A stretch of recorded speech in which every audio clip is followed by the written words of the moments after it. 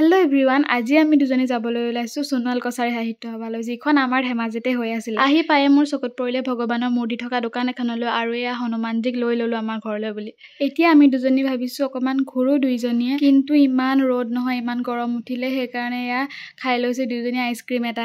আইচক্ৰীমটো খাবলৈ টেষ্টি আছিলে দেই, তাকে দাদাজনক ক'লোঁ বোলো আইচক্ৰীমটো খাব টেষ্টি আছিলে। দাদাজনে কৈছে কি অকল আমুল গাখীৰ দি বনাইছোঁ, ক'ত বেয়া লাগিব, আৰু এটা খোৱা। আমি ক'লোঁ যে নাই হ'ব।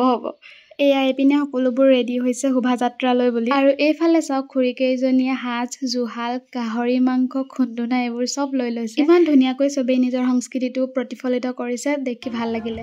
আমিও খাই ল'লোঁ গাহৰি মাংস। সাংস্কৃতিক শোভাযাত্ৰা ষ্টাৰ্ট হৈ গ'ল, আৰু শোভাযাত্ৰা কৰিবলৈ আহিছিল নেট টকাইটি। তেওঁক চাওঁ বুলি গ'লোঁ, আৰু তেওঁ আমালৈ চাই লিটাৰেলি হাঁহি বাই বুলি কৈছে। আপোনালোকে শেষলৈকে ভিডিঅ'টো চালে দেখিবই। আমি দুজনী মানে ফূৰ্তিত একদম ক'ব নোৱাৰা হৈ গ'লোঁ। আজিৰ ভিডিঅ'টো ইমানেই, বাই।